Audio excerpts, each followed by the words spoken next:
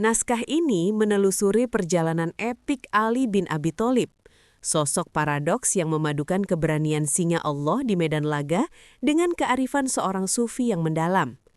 Bermula dari pengorbanan heroiknya menggantikan posisi Nabi saat malam hijrah dan kedahsyatan pedang Zulfikar yang menaklukkan benteng Haibar, narasi beralih menyoroti kesabaran intelektualnya selama 25 tahun masa transisi politik demi menjaga keutuhan umat pasca wafatnya Rasulullah. Tragedi memuncak ketika ia memegang tampuk kekhalifahan di tengah badai fitnah dan perang saudara, Jamal dan Siffin, di mana ia gigih mempertahankan idealisme keadilan melawan pragmatisme politik, hingga akhirnya menutup mata di ujung pedang beracun Ibnu Muljam dengan seruan kemenangan spiritual yang mengukuhkan dirinya sebagai martir kebenaran abadi. Setiap sejarah punya kisah yang tak pernah diceritakan sepenuhnya. Dan disinilah kita akan membukanya bersama. Selamat datang di channel Lemari Tua, tempat di mana masa lalu berbicara untuk masa kini. Jangan lupa like, komen, share, dan subscribe supaya kamu nggak ketinggalan cerita-cerita menarik berikutnya. Siapkan sabuk pengaman, kita akan masuk ke ceritanya. Mekah, sekitar tahun 600 Masehi. Dinding batu Ka'bah yang hitam dan kaku menjadi saksi bisu sebuah peristiwa yang tak pernah terjadi sebelumnya dan tak akan pernah terjadi lagi sesudahnya. Seorang wanita hamil tua, Fatimah binti Asad, sedang bertawaf menahan sakit kontraksi. Dinding Ka'bah itu retak atau terbuka, menurut riwayat populer, memberinya tempat perlindungan. 3 hari kemudian, dia keluar menggendong bayi laki-laki dengan mata yang tajam bagai elang. Bayi itu diberi nama Haidar, singa, oleh ibunya. Namun ayahnya, Abu Thalib, menamainya Ali, yang tinggi. Ali bin Abi Thalib tidak lahir ke dunia untuk menjalani hidup yang biasa. Sejak napas pertamanya, takdirnya sudah terikat simpul mati dengan sepupunya yang jauh lebih tua, Muhammad bin Abdullah. Ketika krisis ekonomi melanda Mekah, Muhammad mengambil Ali kecil untuk diasuh di rumahnya. Ini adalah siklus balas budi, karena dulu Abu Thaliblah yang mengasuh Muhammad yatim piatu. Namun implikasinya jauh lebih besar dari sekedar adopsi. Ali tumbuh besar tidak pernah menyembah berhala. Matanya tidak pernah ternoda oleh kejahiliahan. Dia adalah kanvas putih bersih yang dilukis langsung oleh tangan sang nabi. Ujian keberanian pertama Ali bukanlah di medan perang, melainkan di ruang tamu. Saat wahyu mulai turun, Nabi diperintahkan untuk mendakwai kerabat terdekatnya. Wa anzir ashiratakal akrabin. Nabi mengundang Bani Hashim untuk makan malam. Ada paman-pamannya yang gagah, Hamzah, Abbas, dan tentu saja si penentang keras Abu Lahab. Setelah makan, Nabi berdiri dan menyampaikan risalahnya. Siapakah di antara kalian yang mau membantuku dalam urusan ini, menjadi saudaraku, wasiatku, dan penerusku? Tanya Nabi. Ruangan itu hening. Orang-orang dewasa menunduk, sebagian menahan tawa, sebagian sinis. Mana mungkin melawan tradisi nenek moyang? Tiba-tiba seorang anak kecil yang kakinya, menurut riwayat masih kurus kecil berdiri. Itu Ali, usianya baru sekitar 10 tahun. Aku, wahai Rasulullah, serunya dengan suara melengking namun mantap. Aku akan menjadi pembelamu. Ruangan itu meledak dalam tawa. Abu Lahab mengejek Abu Thalib. Lihatlah, dia menyuruhmu taat pada anakmu sendiri. Tapi Nabi tidak tertawa. Beliau memegang bahu Ali dan memvalidasi keberanian itu. Ali adalah investasi jangka panjang Islam. Ketika orang dewasa berpikir dengan kalkulasi untung rugi, anak kecil berpikir dengan kemurnian hati. Ali tidak melihat risiko, dia hanya melihat kebenaran pada wajah sepupunya. Waktu bergulir cepat sekali. Dakwah berubah menjadi ancaman pembunuhan. Tahun 13 kenabian, malam hijrah. Para pemuda Al-Gojo dari berbagai klan Quraisy mengepung rumah Nabi dengan pedang terhunus. Rencananya satu, serbu bersamaan saat fajar, tebas Muhammad di tempat tidurnya. Nabi harus pergi malam itu juga. Tapi jika tempat tidurnya kosong, pengejaran akan segera dimulai. Seseorang harus menjadi umpan, decoy. Seseorang harus tidur di sana, mempertaruhkan nyawa untuk membeli waktu. Nabi menatap Ali, pemuda berusia 23 tahun saat itu. Tidurlah di tempat tidurku dan berselimutlah dengan selimut hijaumu ini, perintah Nabi. Ali bertanya, apakah engkau akan selamat jika aku melakukannya, wahai Rasulullah? Iya, jawab Nabi. Mendengar Nabi akan selamat, Ali tersenyum. Dia melakukan sujud syukur. Ini adalah sujud syukur pertama dalam sejarah Islam yang dilakukan demi menyambut risiko kematian. Ali tidur dengan tenang di bawah selimut hijau itu, Burdah al-Hadrami. Di luar, para algojo mengintip. Itu Muhammad masih tidur, pikir mereka. Bayangkan psikologis Ali malam itu. Setiap detik bisa jadi detik terakhirnya. Setiap suara langkah kaki bisa berarti tebasan pedang. Tapi Ali tidur nyenyak. Imannya telah melampaui rasa takut biologis. Dia tahu kematian di jalan ini adalah awal dari kehidupan yang abadi. Saat fajar menyingsing, para algojo mendobrak masuk. Mereka menarik selimut dengan kasar, siap menghujamkan pedang.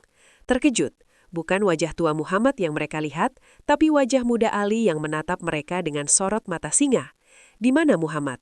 bentak mereka. Ali menjawab dengan tenang dan cerdas. "Apakah kalian menitipkannya padaku? Kalian yang mengusirnya, maka dia pergi." Ali tidak dibunuh pagi itu. Para algojo terlalu kaget dan kecewa. Namun malam itu mentahbiskan Ali sebagai Al-Fidai, sang penebus. Dia yang menukar nyawanya untuk nyawa Muhammad. Ini adalah pondasi dari seluruh karakter Ali. Dia tidak pernah ragu. Keraguan adalah musuh yang tidak dikenal oleh kamus hidup Ali bin Abi Thalib. Saat dia menyusul Nabi ke Madinah beberapa hari kemudian, setelah mengembalikan barang titipan orang-orang Mekah, kakinya bengkak dan berdarah karena berjalan kaki melintasi gurun. Nabi menyambutnya, memeluknya dan mengusap kakinya. Di Madinah, singa muda ini akan mendapatkan pedangnya, dan dunia akan segera mendengar aumannya. Madinah, tahun 2 Hijriah, 624 Masehi. Di kota baru ini, Islam bukan lagi sekadar keyakinan yang bersembunyi di balik dinding rumah. Ia telah menjadi sebuah negara, dan sebuah negara membutuhkan pedang untuk menjaganya. Jika Nabi Muhammad adalah jantung dari tubuh umat ini, maka Ali bin Abi Thalib adalah tangan kanan yang memegang perisai. Di fase Madinah inilah, legenda Ali sebagai prajurit tak terkalahkan mulai diukir. Bukan dengan tinta, melainkan dengan darah musuh-musuh Allah.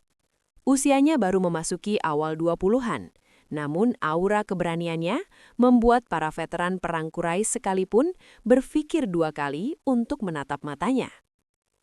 Ujian besar pertama datang di Lembah Badar. 313 Muslim melawan 1.000 pasukan elit Mekah. Tradisi perang Arab selalu dimulai dengan mubarizun, duel 1 lawan 1 antar jagoan sebelum pertempuran massal pecah. 3 raksasa Quraisy maju, Utbah, Syaibah, dan Walid bin Utbah. Mereka menantang dengan sombong, menolak duel melawan kaum Ansor karena menganggapnya tidak selevel. Mereka menginginkan darah daging mereka sendiri, Bani Hashim. Nabi memerintahkan, "Bangkitlah wahai Ubaidah, bangkitlah wahai Hamzah, bangkitlah wahai Ali." Ali, yang termuda di antara mereka, maju menghadapi Walid bin Utbah, petarung Quraisy yang ganas. Duel itu berlangsung sangat singkat. Ali bergerak seperti kilat, tidak ada gerakan sia-sia. Dalam hitungan detik, tebasan pedangnya membelah bahu Walid. Musuhnya rubuh. Ali kemudian segera membantu pamannya, Hamzah dan Ubaidah, untuk menyelesaikan lawan mereka. Hari itu, hampir sepertiga tokoh Quraisy yang tewas di Badar mati di ujung pedang Ali. Badar adalah panggung di mana Ali memperkenalkan dirinya pada dunia, bahwa singa Allah telah bangun. Setahun kemudian di kaki Gunung Uhud, situasi berbalik. Pasukan Muslim terdesak, pemanah di bukit melanggar perintah, barisan kacau balau. Dan Khalid bin Walid, yang saat itu masih musuh, melancarkan serangan kavaleri yang mematikan dari belakang. Kepanikan massal terjadi. Isu berembus kencang, Muhammad telah terbunuh. Banyak sahabat yang lari, membuang senjata karena putus asa. Namun, di tengah badai debu dan anak panah itu, Ali bin Abi Thalib berdiri tegak. Ia tidak lari. Ia menjadi perisai manusia. Bersama segelintir sahabat setia, Ali mengelilingi Nabi yang terluka. Pedangnya berputar tanpa henti, menangkis setiap serangan yang mengarah ke tubuh Rasulullah. Tubuh Ali penuh luka. Riwayat menyebutkan ada lebih dari 16 luka tusukan dan sabetan di tubuhnya hari itu. Tapi dia tidak mundur setapak pun.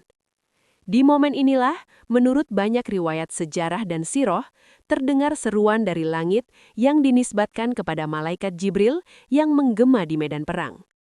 La fata illa Ali, la saifa illa Zulfikar. Pedang Zulfikar, pedang bermata dua atau berujung cabang itu, menjadi simbol ekstensi jiwa Ali. Di tangan orang lain, ia hanya besi. Di tangan Ali, ia adalah keadilan yang menyala. Namun, demonstrasi keberanian Ali yang paling ikonik terjadi pada Perang Khandaq, Parit. Madinah dikepung oleh 10.000 pasukan koalisi Ahzab. Parit besar menghalangi mereka masuk. Namun satu titik parit berhasil ditembus oleh Amr bin Abduwud. Siapa Amr? Dia adalah legenda hidup. Dikatakan kekuatannya setara dengan 1.000 prajurit. Dia pernah terluka parah di Badar dan bersumpah tidak akan memakai minyak rambut sampai dia membalas dendam pada Muhammad. Amr memaju kudanya melompati parit, berdiri di wilayah Muslim dan berteriak, "Siapa yang berani melawanku? Manakah surga yang kalian janjikan itu?" Hening. Para sahabat diam. Terlalu besar, terlalu menakutkan. Ali bin Abi Thalib berdiri. "Aku, wahai Rasulullah." Nabi menahannya. "Duduklah, itu Amr." Mengejek lagi. "Apakah kalian semua pengecut?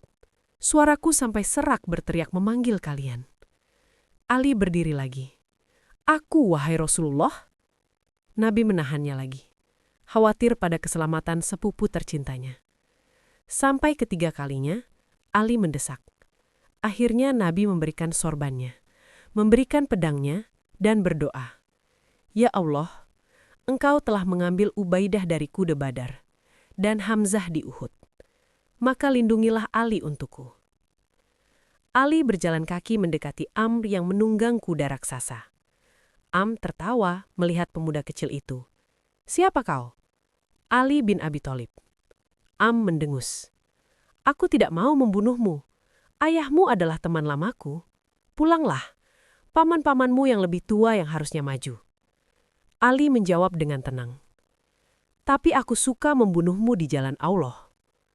Marah, turun dari kudanya dan menebas kaki kudanya sendiri. Tanda duel sampai mati. Debu mengepul menutupi pandangan kedua petarung. Denting besi beradu. Tiba-tiba terdengar teriakan, "Allahu Akbar!" Debu menipis. Ali berdiri tegak, dan kepala raksasa menggelinding di kakinya. Ali tidak mengambil baju zirah emas milik yang sangat mahal. Dia membiarkannya. Ketika ditanya kenapa, Ali menjawab, "Aku malu menelanjangi aurat sepupunya." Bahkan dalam perang mematikan, Ali menjaga etika, futuwah. Puncak kekuatan fisik Ali terlihat di Khaybar, benteng Yahudi yang tak tertembus. Setelah Abu Bakar dan Umar gagal menembus benteng Naim selama berhari-hari, Nabi bersabda, "Besok akan kuserahkan bendera ini kepada seorang pria yang mencintai Allah dan Rasul-Nya, dan Allah serta Rasul-Nya pun mencintainya." Besoknya, Ali yang sedang sakit mata dipanggil. Nabi meludahi matanya, sembuh seketika. Ali menerjang benteng. Perisainya terlepas ditebas musuh. Apa yang dilakukan Ali? Dia berlari ke gerbang benteng yang terbuat dari besi berat, mencabutnya dari engselnya dengan tangan kosong, dan menjadikannya perisai. Setelah perang usai, konon butuh 7 hingga 40 orang pria untuk bisa menggeser pintu yang tadi diangkat Ali sendirian.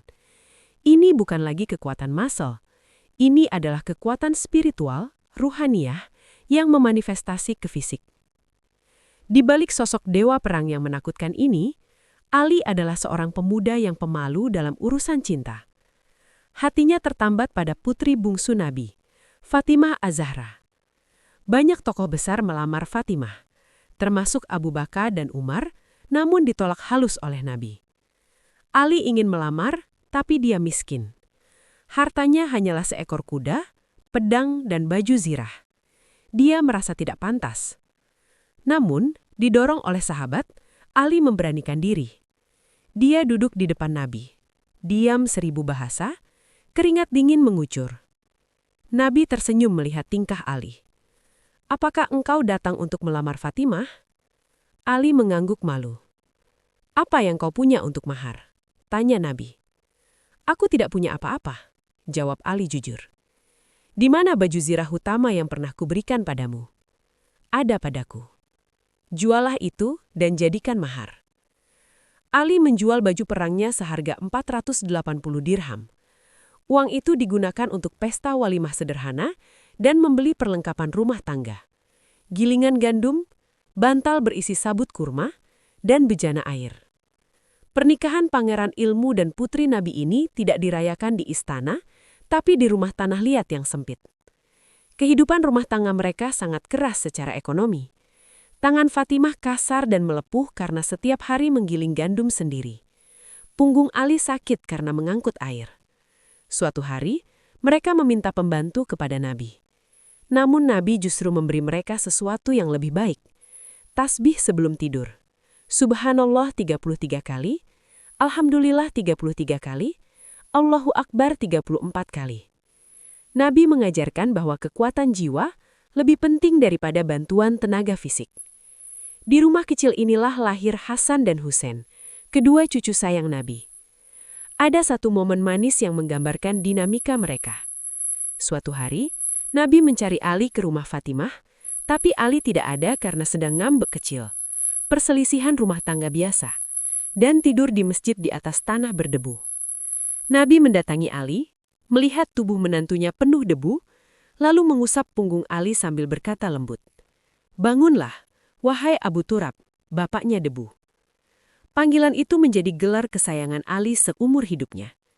Itu mengingatkan Ali bahwa setinggi apapun ilmunya, sekuat apapun pedangnya, dia tetaplah hamba yang berasal dari tanah dan akan kembali ke tanah.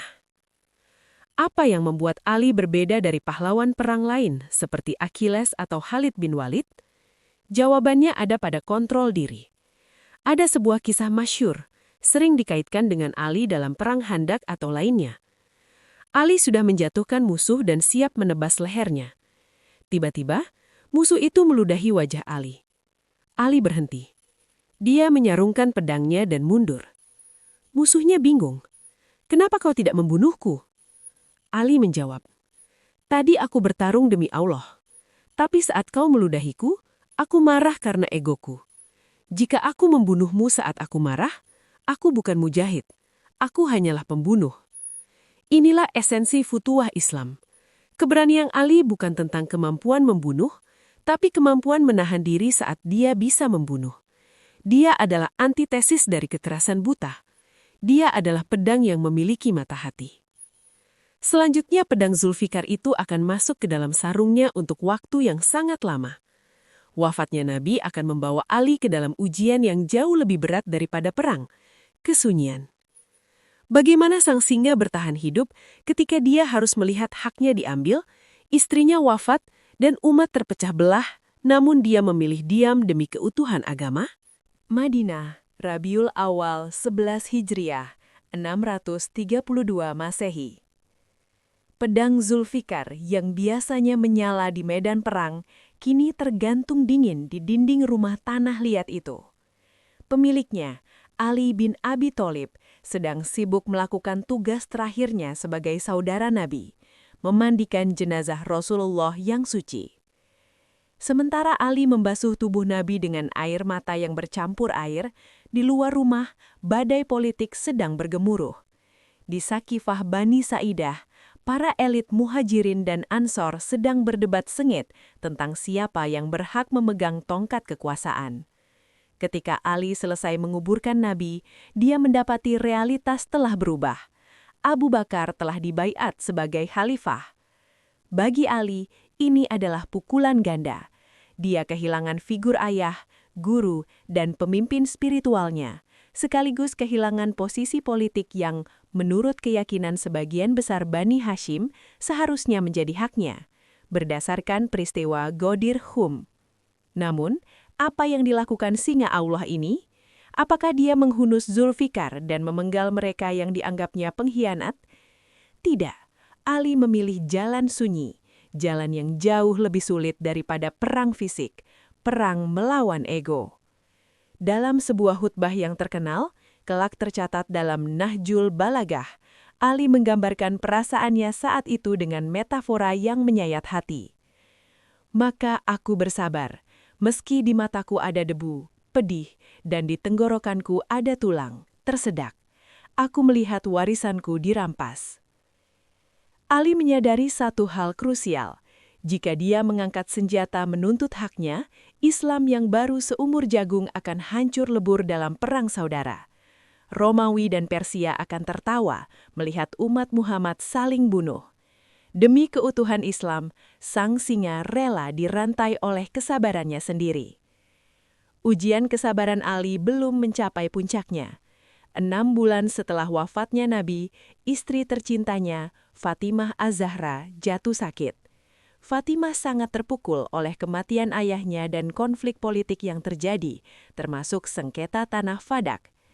Tubuhnya yang dulu kuat menggiling gandum, kini layu seperti bunga yang kekeringan.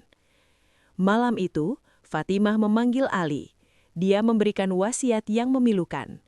"Wahai Ali, jika aku mati, kuburkan aku di malam hari.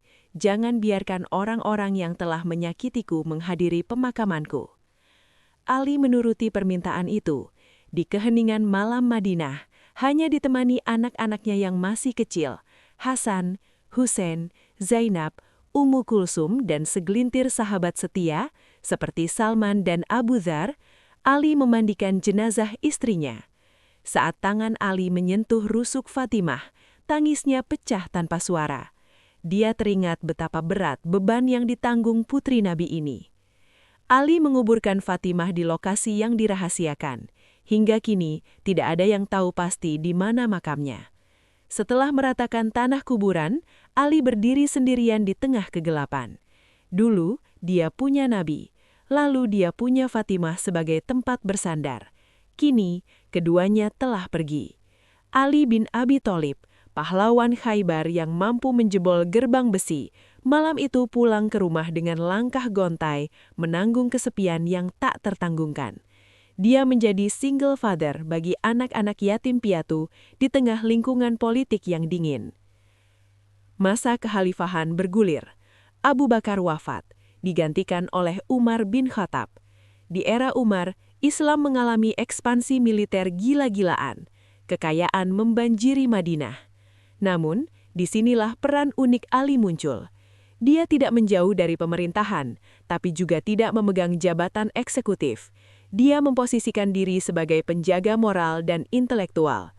Umar bin Khattab dengan segala kerendahan hatinya menyadari bahwa dia hebat dalam administrasi dan militer, tapi Ali jauh lebih unggul dalam hukum dan tafsir Quran.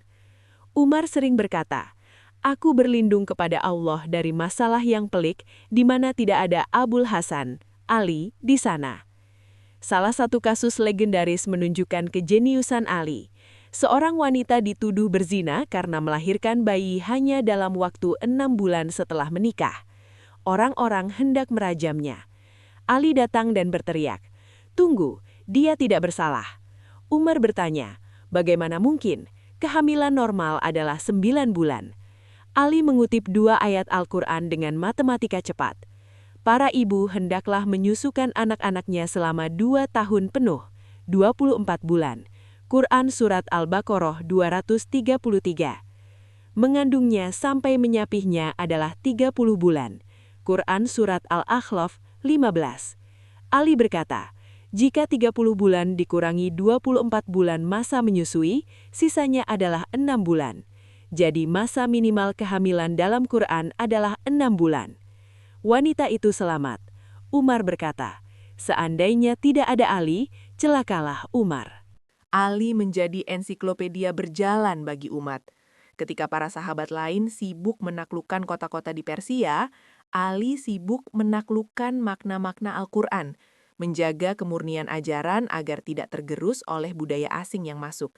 Dia menjadi paku bumi yang menjaga kewarasan umat di tengah mabuk kemenangan. Setelah Umar wafat, ditikam Abu Lu'lu'ah, Ali kembali masuk dalam bursa calon khalifah, Dewan Syura. Namun sekali lagi, dia tersisih. Utsman bin Affan terpilih karena menyanggupi syarat untuk mengikuti jejak dua khalifah sebelumnya, sementara Ali bersikeras hanya akan mengikuti Al-Quran dan Sunnah serta ijtihadku sendiri. Idealisme Ali membuatnya kalah secara politik. Lagi. Era Utsman dimulai dengan kemakmuran, namun berakhir dengan bencana. Keluarga Utsman, Bani Umayyah, mulai menguasai pos-pos strategis. Korupsi dan nepotisme merajalela di provinsi-provinsi. Rakyat marah. Ali berada di posisi sulit. Dia sering mengkritik kebijakan Utsman yang terlalu lunak pada kerabatnya. Tapi dia juga sangat mencintai Utsman sebagai sahabat Nabi. Ali menjadi mediator. Dia bolak-balik antara rumah Utsman dan kemah para pemberontak dari Mesir dan Kufa yang mengepung Madinah. Jangan bunuh dia, seru Ali kepada para pemberontak. Tuntutlah keadilan, tapi jangan tumpahkan darah khalifah. Namun nasihat Ali diabaikan. Situasi memanas. Di puncak pengepungan, ketika para pemberontak memblokade air ke rumah Utsman, Ali mengirimkan kedua putranya, Hasan dan Hussein, untuk berdiri di depan pintu rumah Utsman dengan pedang terhunus. Lindungi Amirul Mukminin, jangan biarkan siapapun masuk, perintah Ali. Bayangkan, ironinya, anak-anak Ali yang hak ayahnya dulu diambil, kini mempertaruhkan nyawa melindungi Utsman. Ini adalah bukti futuwah Ali, jiwa kesatria Ali yang melampaui dendam politik.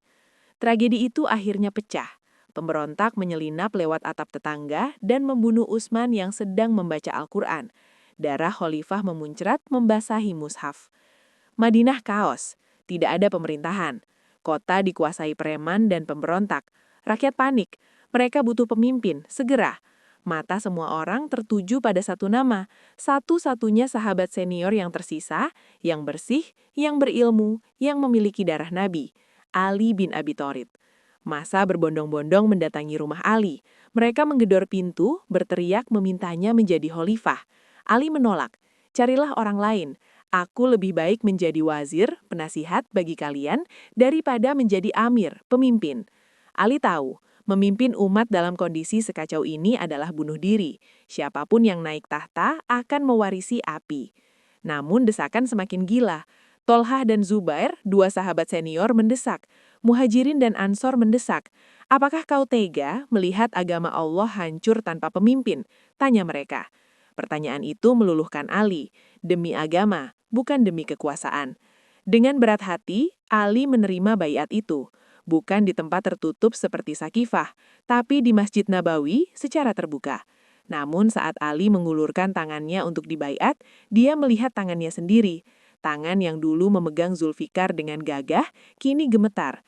Dia tahu, baiat ini bukanlah tiket menuju istana kemuliaan, melainkan undangan menuju badai darah yang lebih besar. Dia menerima mahkota itu, tapi itu adalah mahkota duri.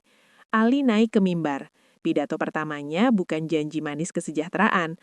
Pidatonya adalah peringatan keras tentang keadilan sosial dan pencabutan fasilitas pejabat yang korupsi. Demi Allah, harta negara yang dikorupsi, sekalipun sudah dijadikan mas kawin untuk menikahi wanita, akan aku tarik kembali. Pernyataan perang terhadap korupsi inilah yang akan membuat musuh-musuh lamanya bersatu dan teman-teman lamanya berpaling. Masa kesunyian Ali telah berakhir. Kini, dia harus kembali mengambil pedangnya. Tapi kali ini, musuhnya bukan orang kafir Quraisy atau Yahudi Haibar. Musuhnya adalah saudara-saudaranya sendiri dalam Islam. Selanjutnya kita akan melihat bagaimana idealisme Ali yang kaku berbenturan dengan realitas politik yang licik. Perang Jamal dan Siffin menanti, tragedi di mana Aisyah, istri Nabi, berhadapan dengan Ali, menantu Nabi, di medan laga. Kufah, tahun 36-37 Hijriah, 656-657 Masehi. Menjadi pemimpin di masa damai adalah kehormatan. Menjadi pemimpin di masa kekacauan adalah kutukan.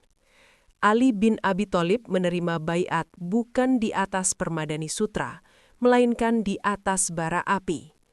Warisan yang ditinggalkan Utsman bin Affan adalah sebuah kekhalifahan yang retak, kas negara dijarah, gubernur korup yang membangun dinasti kecil, dan rakyat yang marah menuntut darah.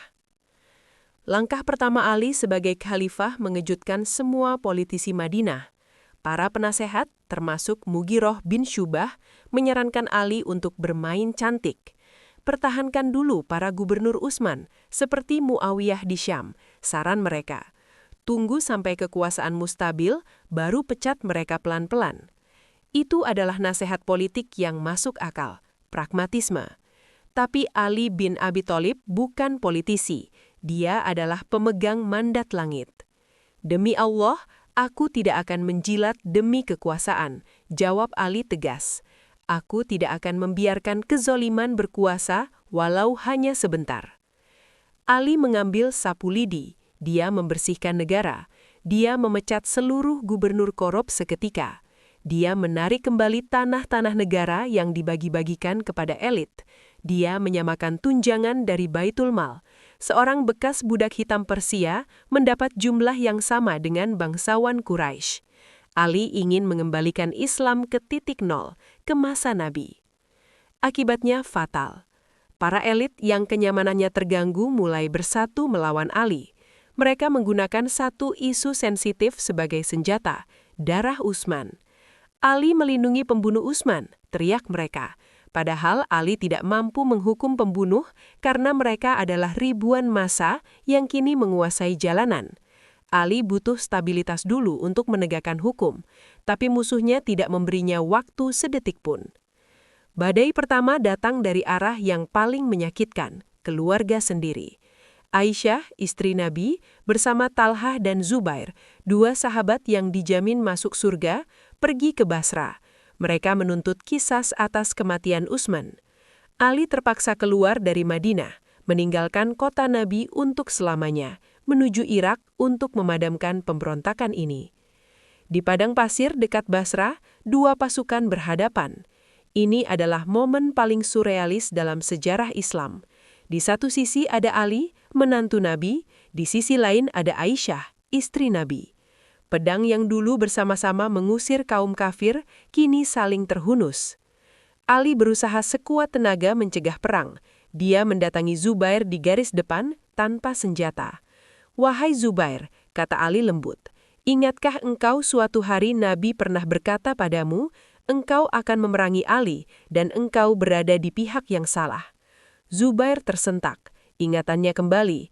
Dia gemetar dan memutuskan mundur dari perang. Sayangnya, Zubair kemudian dibunuh oleh pihak ketiga saat sedang sholat sendirian di perjalanan pulang.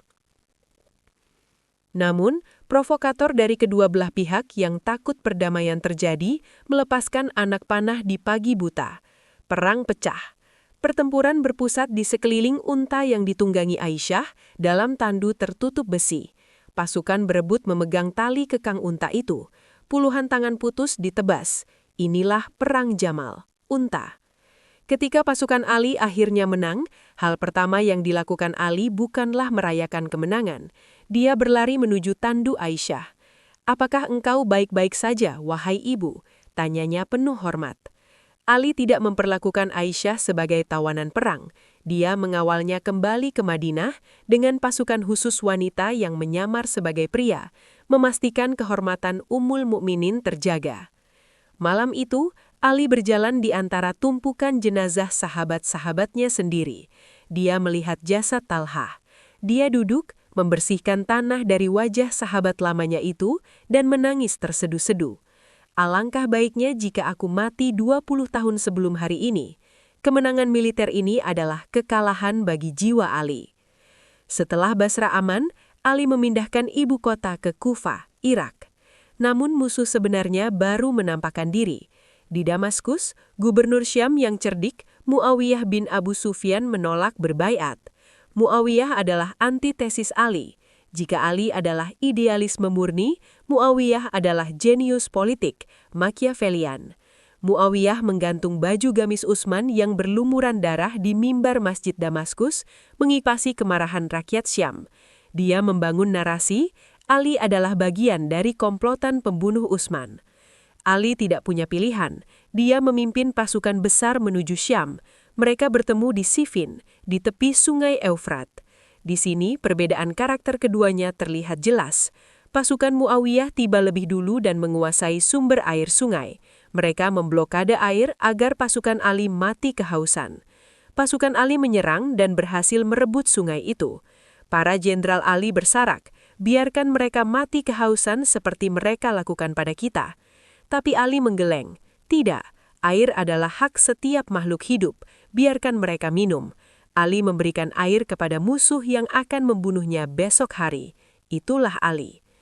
Perang Siffin berlangsung berbulan-bulan. Puncaknya adalah Lailatul Harir, malam jeritan. Pertempuran berlangsung semalaman suntuk tanpa henti. Tidak ada strategi lagi, hanya adu otot dan besi. Tangan kanan Ali, Malik al-Ashtar, mengamuk bagaikan badai. Pasukan Ali berada di atas angin. Barisan pertahanan Muawiyah hancur. Kemenangan sudah di depan mata. Malik al-Ashtar sudah hampir mencapai tenda Muawiyah. Muawiyah panik. Dia menoleh ke penasihat liciknya, Amr bin Ash.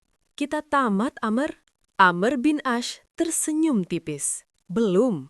Aku punya ide yang tidak akan bisa ditolak oleh Ali maupun pasukannya."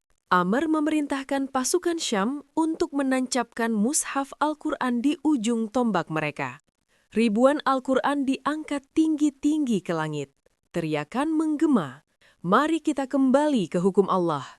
Jangan tumpahkan darah sesama muslim." Itu adalah trik militer, sebuah tipu muslihat. Ali tahu itu. Dia berteriak kepada pasukannya, "Pukul mereka." Itu adalah tipuan. Mereka mengangkat Quran tapi tidak mengamalkan isinya. Lanjutkan serangan. Tapi pasukan Ali, yang sebagian besar adalah ahli ibadah yang naif, kuro, ragu. Mereka melihat kitab suci. Hati mereka ciut. "Wahai Ali," seru mereka sambil mengarahkan pedang ke Ali sendiri. "Apakah kau menyuruh kami memerangi kitabullah? Terima tawaran damai itu, atau kami akan membunuhmu sebagaimana kami membunuh Utsman." Ali terjepit. Di depannya ada musuh licik, di belakangnya ada pengikut bodoh. Dengan hati hancur, Ali memerintahkan Malik al-Ashtar mundur. "Mundur, Malik. Kemenangan telah dicuri dari kita." Pedang Zulfikar kembali masuk sarung, bukan karena tumpul, tapi karena ditahan oleh tangan kawan sendiri. Terjadilah peristiwa tahkim atau arbitrase. Pihak Muawiyah diwakili oleh Amr bin Ash, sang jenius licik. Pihak Ali dipaksa diwakili oleh Abu Musa al-Asy'ari, orang soleh yang naif dan tidak mengerti politik. Ali ingin mengirim Ibnu Abbas yang cerdas, tapi pasukannya menolak karena Ibnu Abbas dianggap terlalu dekat dengan Ali. Amr bin Ash dan Abu Musa bertemu.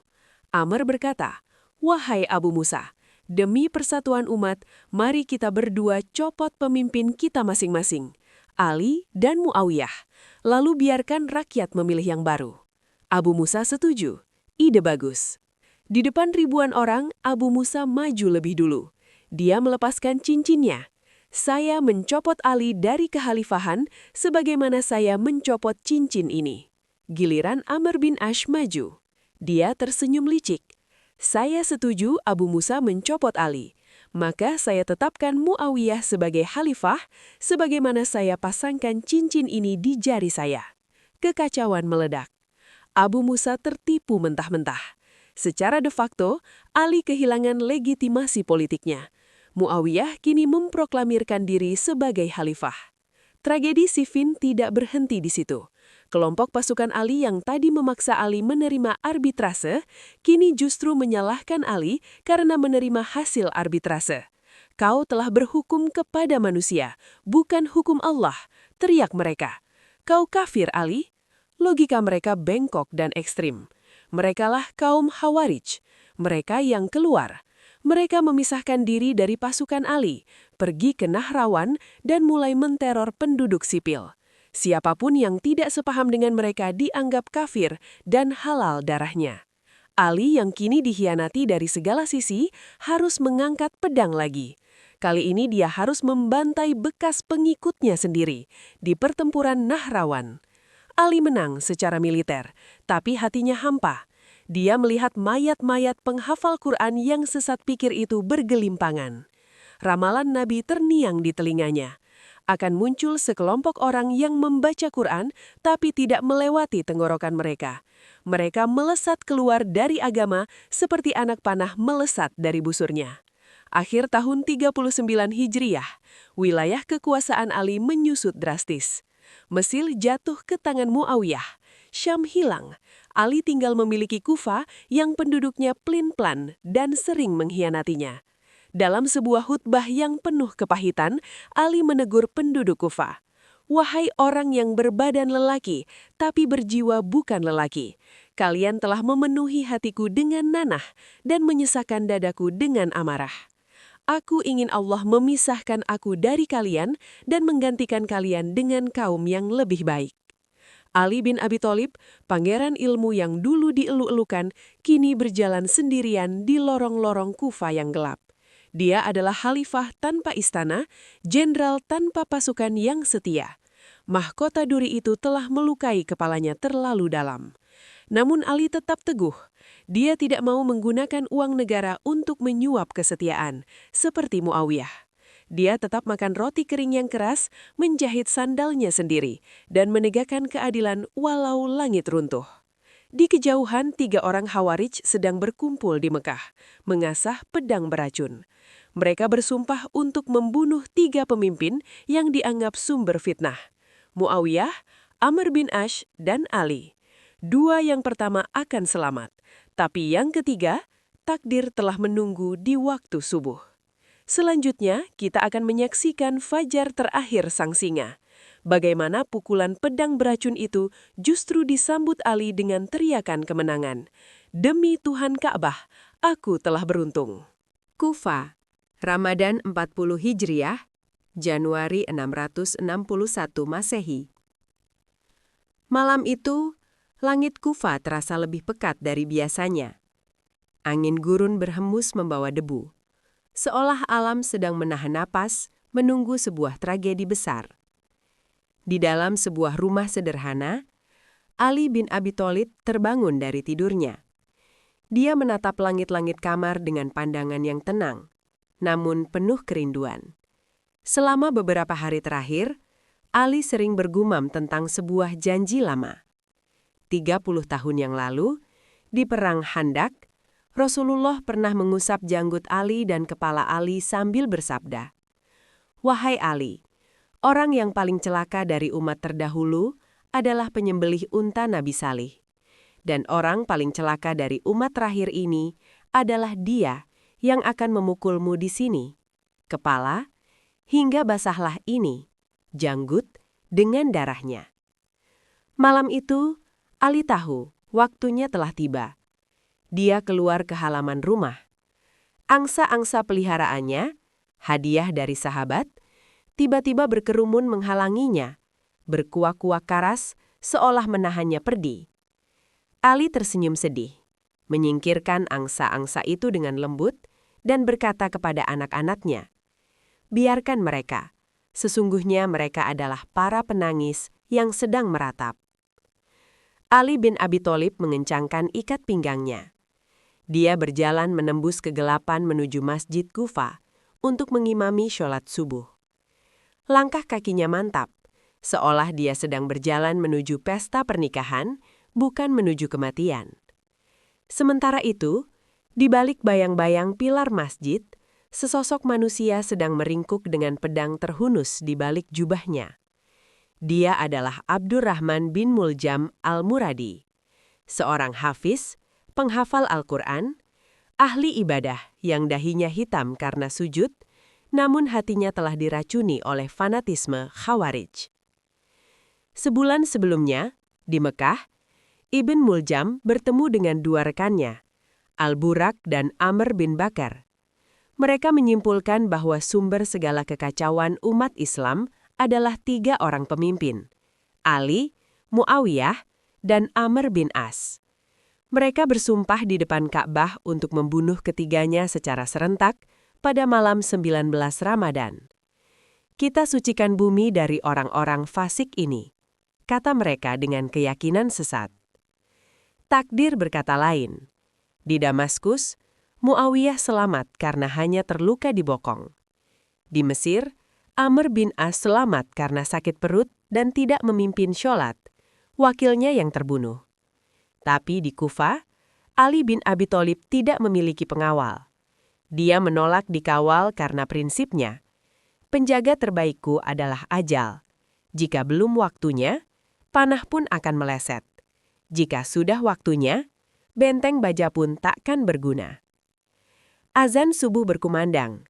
Ali memasuki masjid, membangunkan orang-orang yang tidur di serambi.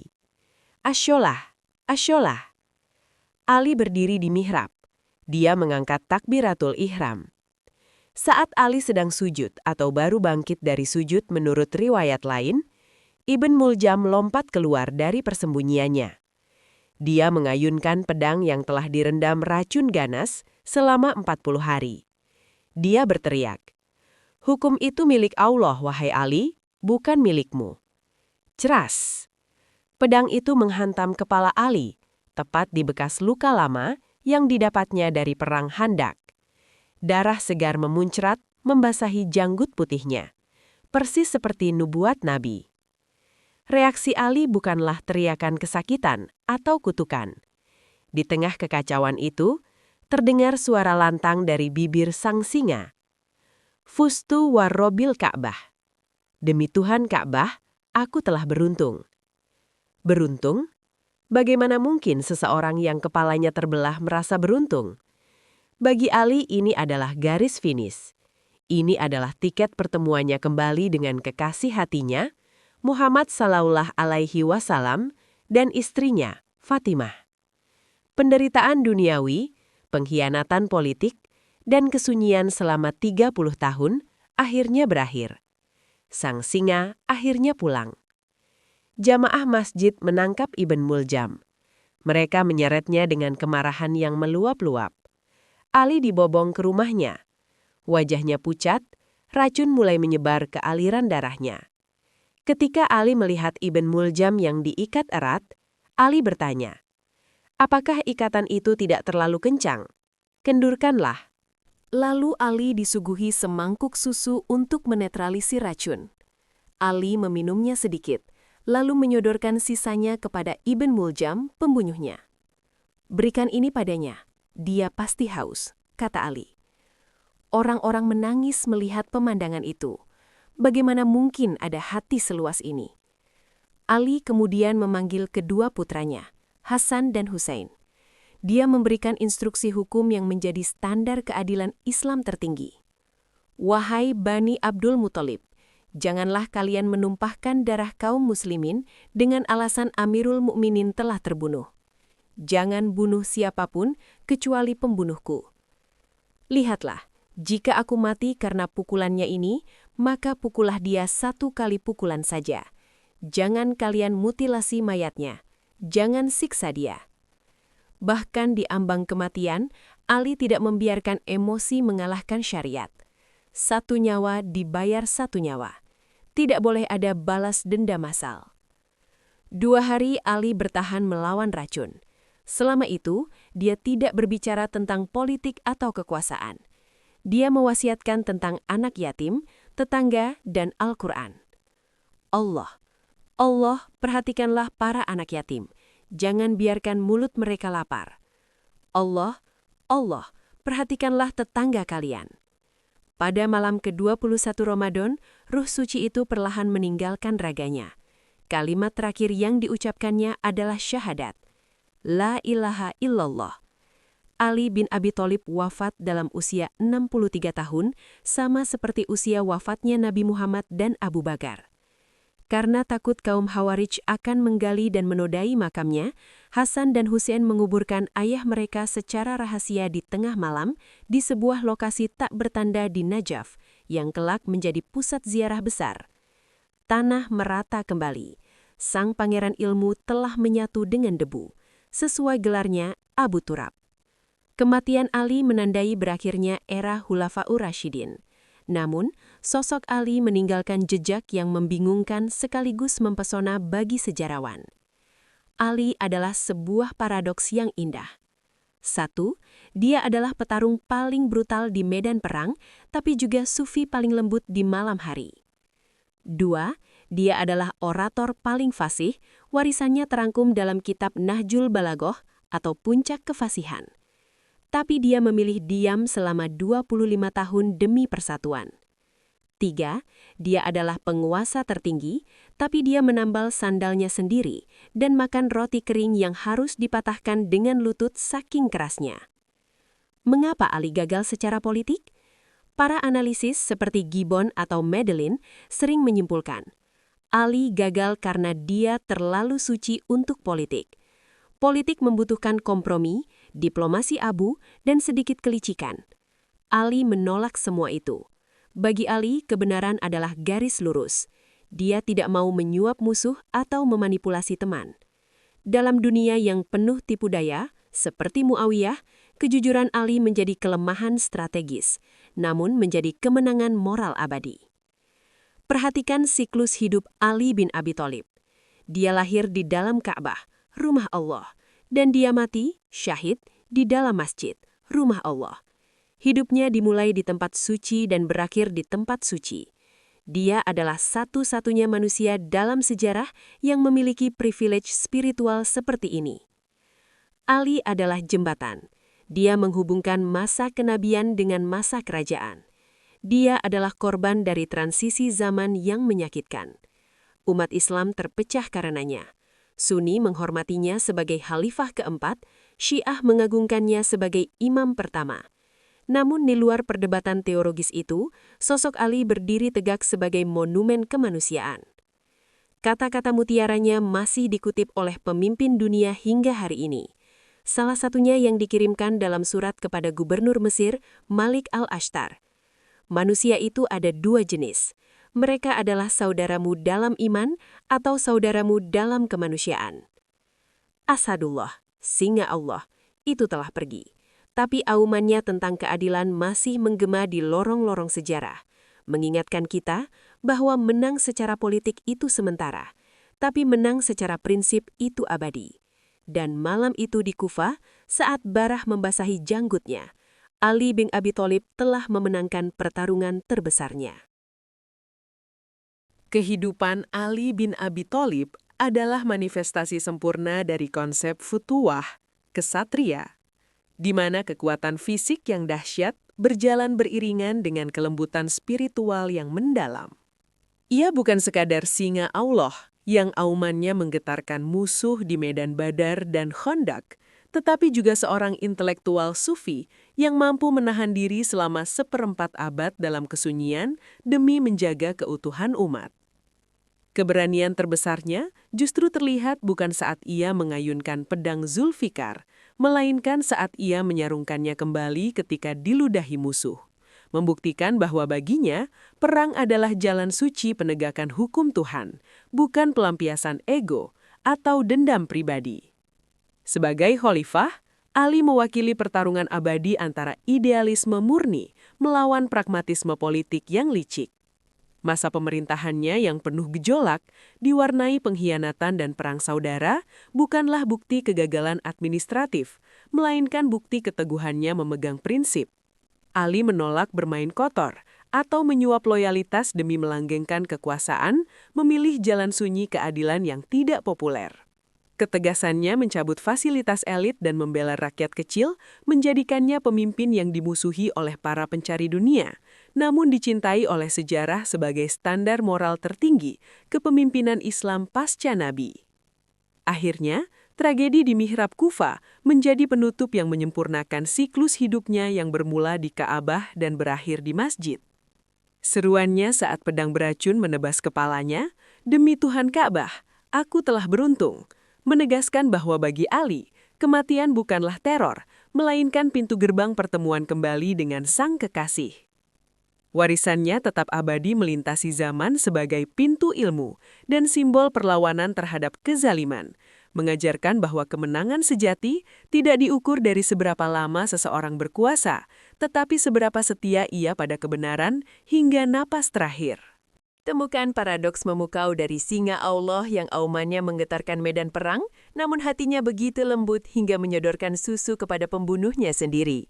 Naskah ini akan membawa Anda menyelami jalan sunyi seorang satria yang memilih membiarkan pedang Zulfikarnya tersarung demi persatuan umat dan mempertahankan idealisme keadilan di tengah kepungan pengkhianatan politik yang licik. Mengapa ia justru berseru, "Aku telah beruntung" saat pedang beracun membelah kepalanya di waktu subuh? Baca kisah lengkap Ali bin Abi Thalib, sebuah epik tentang keberanian, cinta, dan pengorbanan yang akan mengguncang jiwa Anda sekarang juga. Komen di kolom komentar bagian mana yang menurutmu menarik. Di video selanjutnya kita akan memuat sejarah-sejarah yang mungkin belum kalian tahu atau kalian punya ide cerita sejarah yang menurut kalian menarik dan asik untuk kita telusuri. Pastikan kamu sudah subscribe agar tidak ketinggalan. Sampai jumpa di cerita sejarah lainnya.